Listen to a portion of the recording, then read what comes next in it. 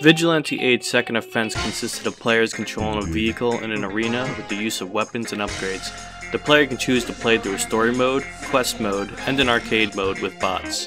Along with these single player modes, the game offered a one-of-a-kind multiplayer mode, which put you against your friends in a huge deathmatch scenario with AI. With the introduction of Vigilante 8's second offense, they released a salvage point system. This system was put into place to allow the players to upgrade and improve their vehicle's offense, defense, speed, and targeting abilities. Once a vehicle is fully upgraded, you get a completely new design to show off to all your friends. I can remember the countless hours of fun I have had in this game. Before competitive gaming turned into what it is today, Vigilante 8's second offense was there, ruining all friendships. If you were daring enough, enter the Arizona level, blow up the observatory, and you should hear a huge explosion. Go to the center of the crater and there will be a meteor that crash landed. Blow up the meteor and see what comes out. You will not regret it.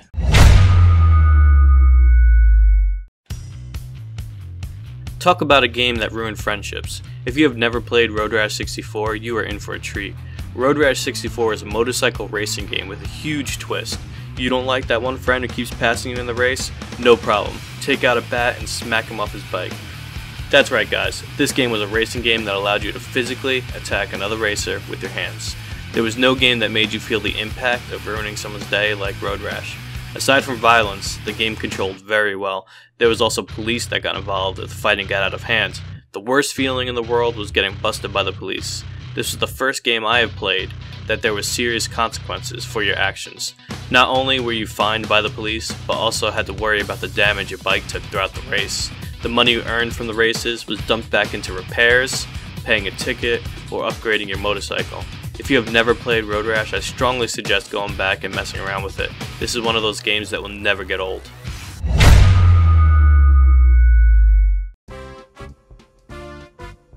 Space Station Silicon Valley is one of the most interesting games on this list. You will not find another game like this anywhere. Silicon Valley was a 3D platformer puzzle game that really made you think. You play as a crawling microchip. Yes, you heard me correctly guys, a microchip. Players control Evo, which is a robot reduced to a crawling microchip after being involved in a spacecraft's crash landing. In order to survive, players attack animals, which puts them in a disabled state, which then allows for the player to take control of the animal's body. Each animal possesses different abilities. With these abilities, it's your job to traverse through these puzzles in order to get to the next level. Some animals are unable to survive in certain environments, which forces the player to switch between animals in order to continue moving forward. Growing up, this was one of the hardest games I've ever played. The puzzles in this game can be very difficult as well as very rewarding. There is a huge variety of animals to switch between throughout the game, and every single animal feels and plays completely different. I often found myself leaving the objective just to try out the new animals to see what they can do. Believe me when I say this crazy idea of a game is a gem within a Nintendo 64 title, and needs way more recognition than it received.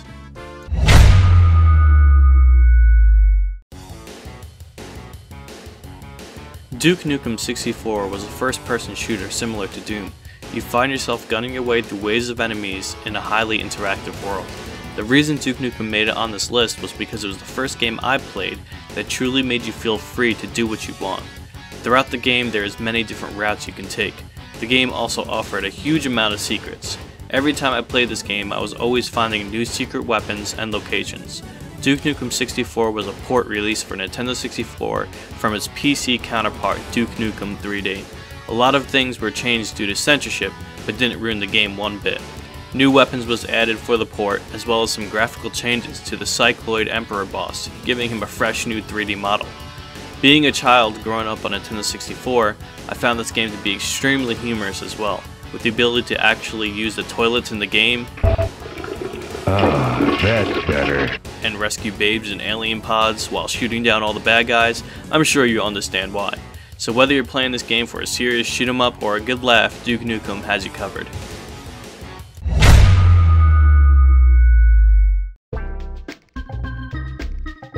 Glover is another one of those interesting titles on this list. Admittedly, it's not as weird of an idea as Silicon Valley. Glover is another 3D platformer puzzle game with strange mechanics. The players play as a glove and the goal is to get the ball to the end of the level. At the end of 3 levels there is a boss stage, which rewards you with a crystal ball when defeated. Return the ball to the castle to progress through the game. Sounds easy, right? Well, it's a little more complicated than that. There's many balls Glover will have to use to overcome obstacles along the way. Some are more bouncy, some fly further, and some are even heavy enough to go underwater. When Glover is in contact with a ball, he can roll, bounce, throw, slap, dribble, walk on top of the ball, and use the ball as a trampoline. Without the ball, Glover can jump, double jump, cartwheel, slam his fists, locate balls with the pointing of his finger, and of course pick up balls when found. With all of these mechanics implemented into the game, I promise you need every one to progress through the puzzles within the levels, which makes the puzzles in this game very in-depth as well as rage-inducing when you throw the ball you need in the wrong direction. One mistake further into a level may backtrack you many steps behind. You will squeeze weeks of fun out of the game Glover. I believe this is one of the most underrated games on this list.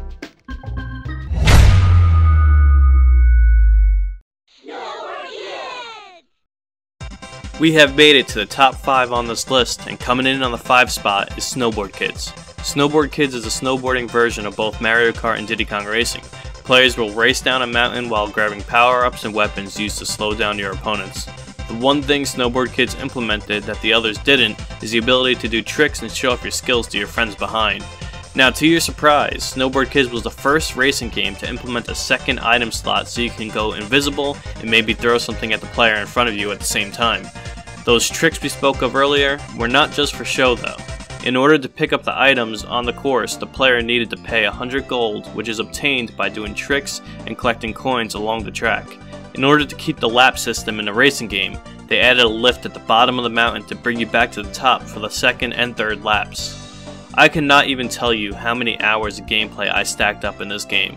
Growing up, my brother, my father, and I used to play this game nearly every single night. Now, before anyone asks about the sequel to Snowboard Kids 2, this concept plays out the same in both games, and the second is just as good as the first. So if you have never played Snowboard Kids, what are you waiting for? I couldn't imagine my childhood without this game.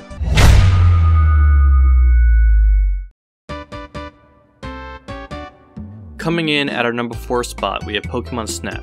Pokemon Snap was definitely a new twist on the Pokemon world. Instead of catching Pokemon with Pokeballs, the player had to take its photo. The players put on a linear rail that moved the player forward throughout the game. The goal was to take photos of the Pokemon along the way. The player was given items to draw out certain Pokemon or make certain things on the map occur. Of course, there were certain ways to draw out the rare Pokemon, and it wasn't as easy as seeing it and taking the picture. Some Pokemon were only in frame for seconds. The game plays in first person, so every time you take that ride through the game, you're more than likely to spot a Pokemon you have not found before. I remember finally getting that picture of Mew and refusing to tell my friends how I did it. Eventually they found out, but I cherished that photo and thought I was so cool to be the only one on my block with a picture of Mew. I have a fun fact for this game that I'm sure a ton of people did not know. If you brought your Pokemon Snap game cartridge to a Blockbuster, they would actually get your photos in the game and turn it into a sticker. I never had the chance to do it myself, but my friend did, and I was so jealous.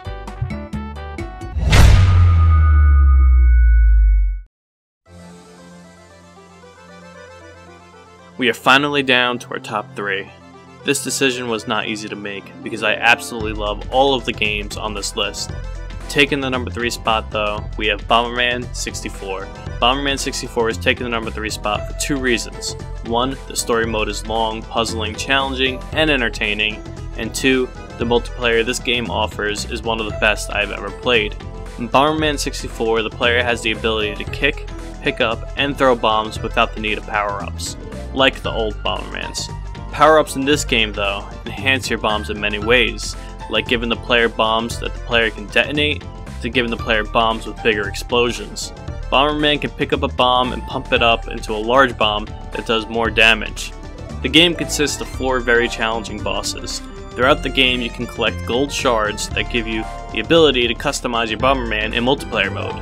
Not only does this game have a solid story mode, but also gives the players one of the most fun multiplayer games I have ever played to this day. The simplicity of this game along with the high skill cap makes this game a classic. In multiplayer, 4 players face off in an arena filled with power-ups and obstacles. It can become a pretty intense deathmatch. I always thought of Bomberman as the chess of video games. Easy to grasp concept, hard to master. I can't even begin to explain how much time I put into this game. This was the game I grew up on and made me a very competitive gamer. Without the multiplayer mode in Bomberman, I don't think I would have ever taken competitive games seriously. The arguments this game caused in my house growing up is unforgettable. Good arguments, of course. I strongly recommend you grab your friends and play some Bomberman 64 if you have never played before. In fact, if you have never played, stop this video right now and go play. Seriously.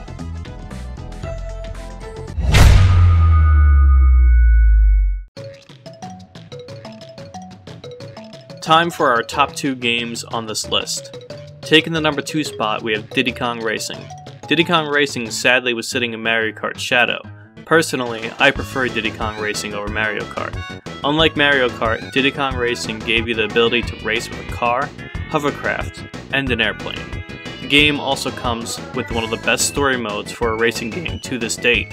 Diddy Kong Racing somehow was able to turn a racing game into what felt like an open world with many different options. Everything from the graphics and gameplay to the audio and soundtrack was spot on. Just like Snowboard Kids, the players can use items to disrupt other players or AI in the race.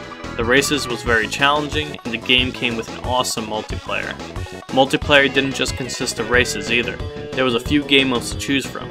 I can't go too much into detail because there is so much content in this game I can talk about it for 20 minutes straight. I will never forget how hard it was to finally defeat the pig in a race. Those of you who know the pig know what I'm talking about. I used to play this game nearly every single day. The variations of multiplayer from racing to battles made for great replayability.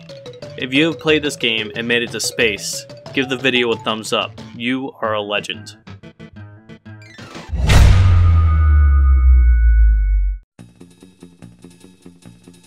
Last but certainly not least, taking our number 1 spot on this list is Gex 64 Enter the Gecko. This game is by far the most underrated game of all time. I will go as far to say that this game rivals Super Mario 64 and the Banjo Kazooie series as a solid 3D platformer.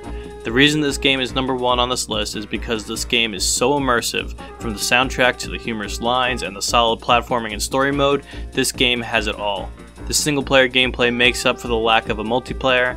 Every level feels unique, challenging, and most important of all, fun.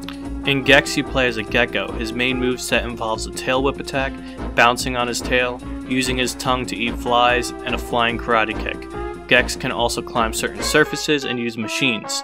The game takes place in a huge hub world filled with TV screens which indicates that corresponding level. The levels are parodies for various different genres, from Looney Tunes to Star Wars. Between the puzzles, awesome story mode, and Gex's puns referencing popular cultures from the 1980s to 1990s, this game really has a one-of-a-kind personality. I don't think there is one thing I didn't enjoy about this game.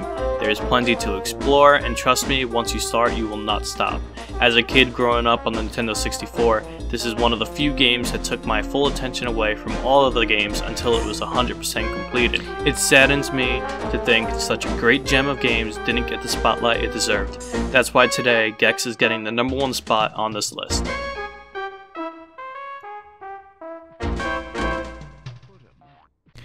Thank you guys so much for watching. I hope you guys enjoyed. This is not something I normally upload on my channel. I don't normally do top 10 videos, but I really want to switch it up and do something different for once.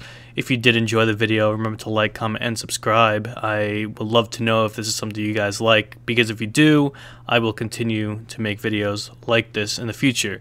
For anybody that does subscribe off of this video, just know that I don't normally do videos like this. Like, I normally do other gameplays, and before you decide to subscribe, maybe you should check out some of my other videos to make sure that what you're subscribing to is a channel that you'll actually enjoy. Other than that, guys, I apologize that I couldn't upload in the last few days. Things have been going on in real life that really made it difficult for me to upload personal stuff on a personal level. Family related, pretty much. Maybe one day I will disclose what went down in the last few days, but definitely not anytime soon. It's definitely fresh and something I'm not ready to talk about. So with that being said, guys, hopefully I can get back on track again with my videos. Thank you again for watching, and I'll see you guys next time.